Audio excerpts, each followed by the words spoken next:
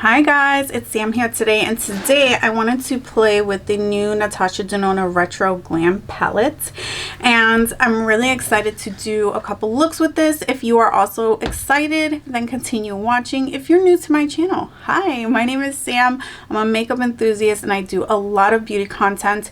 If you're interested in that, be sure to hit that subscribe button and don't forget to hit the notification bell as well so that you can be notified when I make another video like this. So let's get started. So this is her normal midi size palette with 15 shades. They now retail for $69. They used to be $65. If I'm being completely honest with you, I almost didn't pick up this palette.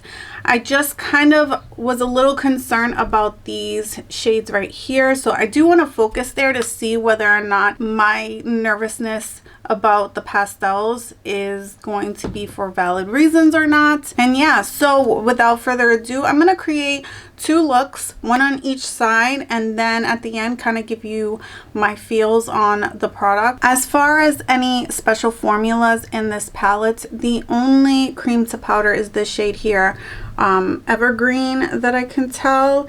There's no dual chromes. The rest are classic mattes, metallics, and some flaky shades. So I'm going to zoom you in just a little bit more so you can really see. And here we are. I got some like dust covers for my monitors because I really wanted to have you guys see me a little bit better on the screen. So let me know what you think of that down in the comment box. If it's distracting or if it's helping you guys see me better on the screen. And I've already primed my eyes with my Milani eyeshadow primer. That is the primer that I try to be most consistent about wearing. Alright, so the first shade I think I want to go into is this one right here, which is called Fringe. I just want to see like if it shows up at all on my complexion. And I'm using a Refer 27. There is a little bit of kick up in the pan. I feel like that's kind of common with like pastel-y shades. I want to see how gray this is gonna look. It does show up, and it does look kind of gray, so it's not a very flattering shade. I just want to dust it on. I'm gonna kind of blend it out almost. This is just gonna be kind of a base now. I think I'm gonna go into this shade here, which is called Sage, and really build that one in the crease. And again, it's quite powdery.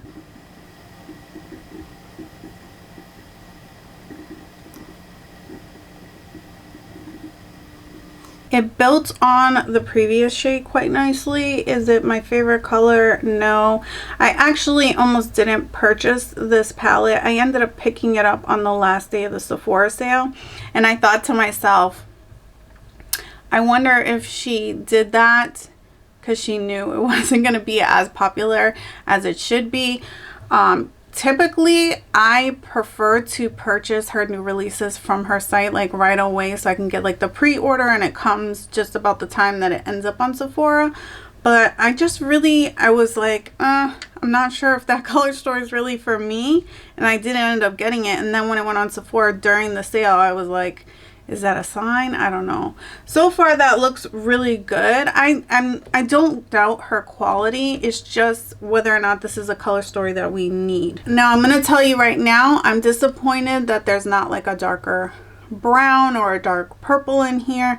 The one that you have here is a metallic. So I'm going to go in with this shade Evergreen, which is the cream to powder formula. And I'm going to go on with a smaller brush. This is a BH Studio Pro Brush 17. They don't have these anymore, but if you do have one of these, I do like it. It's a little bit smaller.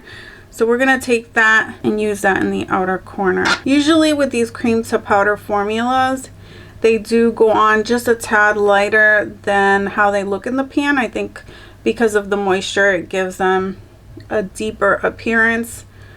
I feel like that's kind of the same with most colors. If you have a red sweater and you wet your red sweater, it looks darker than it actually is.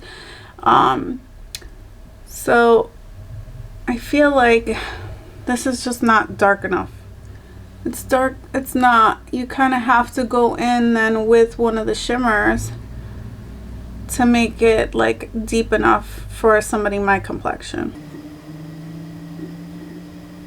So I'm kind of feeling like doing an all green look. So I'm going to go in with Oz, which is this one right here. It's a metallic. It's the darkest green. I'm going to stay away from the purple for right now because I think I want to do something with that on the other eye. Let's see if we can get like those monochromatic looks. I don't mind using a shimmer in my outer corner. I think it looks really pretty, but is it most people's favorite? No. You know? Alright, I'm just cleaning the brush off a little bit, and then I'm gonna go into Marlin, which is this green here, and use that on the lid. I mean, it's very intuitive palette, so if you like these colors, it's easy to figure out what you're gonna do. I think that's why doing something quick and monochromatic is just nice, because it's easy, especially in the mornings when some people just don't have time for creativity. All right, and then we're gonna take Paladin, which is this green here. It looks very, very light, but you can see it. I think the lighting is perfect in the viewfinder anyway, so hopefully it translates, and we're gonna put that in the inner corner. All right, that actually looks really, really pretty. I'm gonna try to add these two on the lower lash line and see how that looks. Going into Fringe first. Her pastels are pretty good. When I got the pastel palette, I do enjoy that formula, but I will say it's probably my least used palette from her, just because I tend not to wear pastels very much. So it does kind of make me wonder, like, is this a palette I'm gonna use very much, because it has so many of these shades. I do feel like there's something missing right here. I kind of blew out that first shade a little too much, so I'm gonna add a little more. Just worried about it looking very casty on me, but all right, I'm happy with that look. I'm gonna start doing the other side, and then I'll put mascara on, and then we'll kind of like look at it a little bit closer. All right, so for this side, I think I want to go in first with this shade here, which is called Belle, and then because this feels very creamy, I'm gonna put this under this. So that's Jazzy, and then that's Maxi, and we'll see what that gives us in the outer corner. And then the idea is that we're gonna put Flare on the lid. Let's see how that all translates. So that shade Belle is pretty much my skin tone, but it is a little rosier, so it should show up on camera. It's showing up in person. It's just very, very natural looking.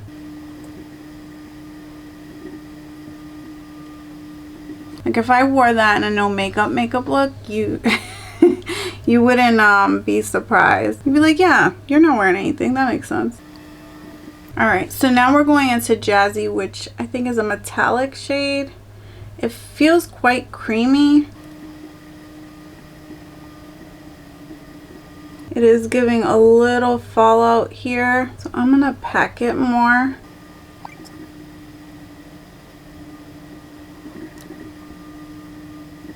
Now I'm gonna take Maxi on the finger. I think that might be the better way of applying some of this.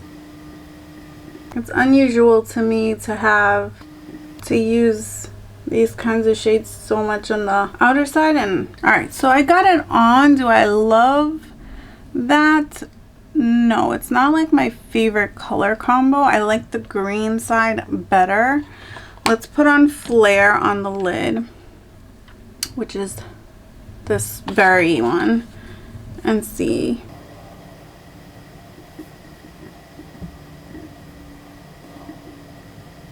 Usually I feel like with metallics, applying with a finger is fine, but I feel like it's just not giving like a metallic shine. So I'm gonna try it with a brush, which is my least favorite way of applying a metallic eyeshadow, but I think we're gonna have to do that and apply it wet to see how we feel about it for real. I feel like this is a thing to do when you have inexpensive shadows to amp up. So that definitely does the trick.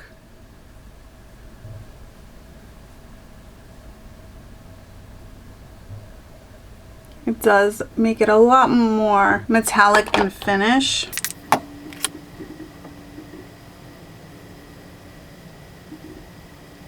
Another reason why I don't like to wet a metallic is it gives a nice smooth application, but I'm not a youngin', and even when I was young I've always had kind of hooded lids with lots of creasing, so it just, when it's so smooth on the lid and you have creases, you see when I open and close my eye, like the folds are just like way more intense.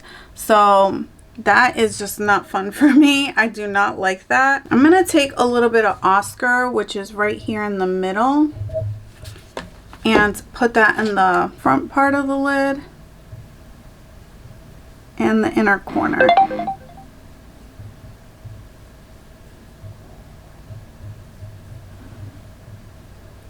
That looks nice. And then just to maybe disguise that a little, I'm gonna go in Flutter. It looks like a toppery shade, very metallic looking actually when I swatched it. And just tap, tap, tap over the center. Feel like that looks a lot better, and I'm getting lots of fallout, but it does amp up the shine on the lid. All right, so I'm gonna take a little bit of Belle and a little bit of Maxi on the lower lash line, put on some mascara, and let you know what I think.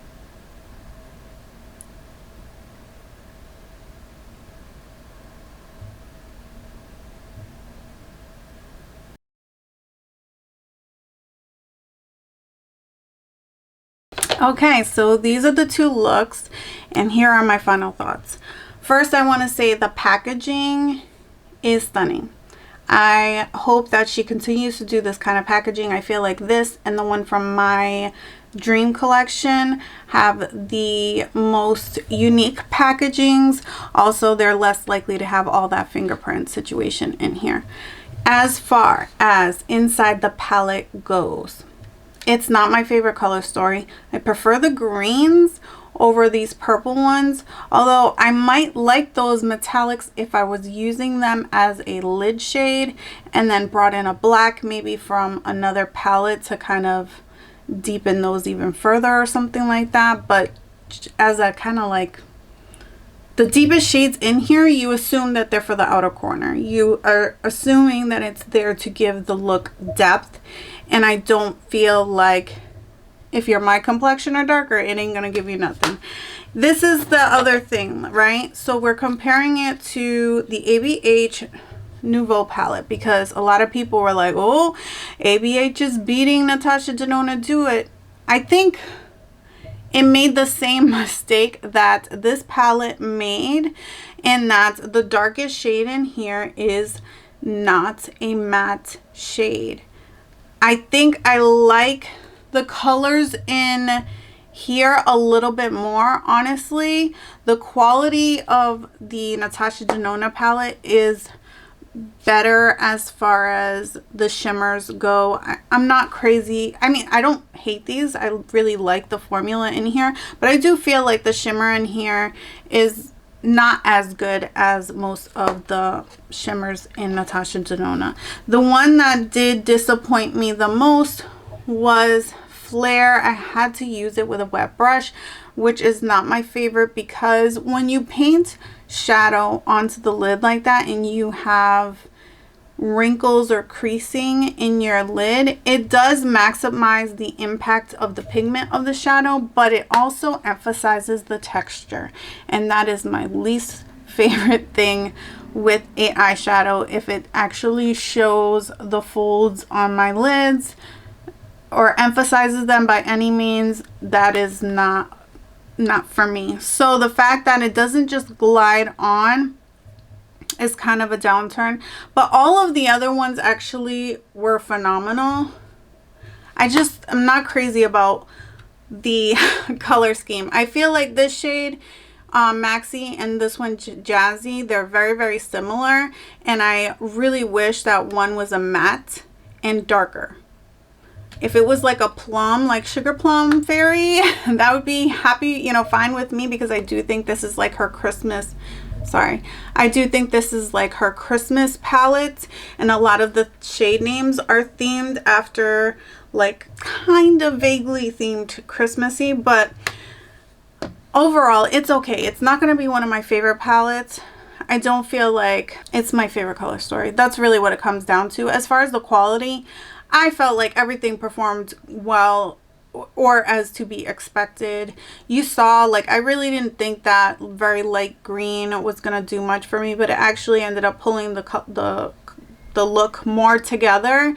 So I don't think what I initially thought with the pastels being kind of the frightening part of it is actually the fact of the matter, because I don't think the lighter pastel shades actually really did anything unusual or dusty or super gray or anything crazy on the eyes. I just really am frustrated that there's not, like, the green could be darker and this could be darker. Like, this makes me disappointed. That I understand that the models, she makes it look great with the models on her page for dark skin, tan or dark skin, but I just feel like in real life this fell short, and it kind of feels like it's for somebody who's medium complexion or lighter. I mean, I can make it work. Like, I think the looks came out nice. Are they my, is this going to be my favorite palette? No. Maybe what I'll do is actually, for the first time ever, get another palette from my collection I don't use very much, because by the nature of how many eyeshadows I have in my collection, there are a lot of palettes that I don't use, including Natasha Denona, and like switch out some of the shades to make it a better palette, because to me it's just like this one and maybe this one, and this is not a bad shade, it's just that I want something deeper, darker, or maybe switch this one out really, because this is not bad. But for like a lid shade, I just want two darker matte shades in here. But yeah, overall I give it like a B. It was almost there, but it's just, it still needed a little tweaking. And yeah, I think even using on the outer corner, I'm gonna link my ABH Nouveau palettes look in the eye, but I just feel like this is still darker. Like, it is darker. Let's just swatch it really quick, because I want to see the shimmer. So this is the one from the ABH. This is Jazzy, and that's Maxi. You can tell this is darker. This is going to give me more depth. If you like this color story, go with the ABH one. I mean, look at this. For depth, this is the ABH. Yeah, who did it better? I'm going to say Anastasia Beverly Hills, surprisingly. If you liked this video, you thought it was helpful, be sure to give it a like. And if you hated this video, give it a thumbs down. And until next time, I just want to thank you guys so much for hanging out with me. I love you guys. Bye!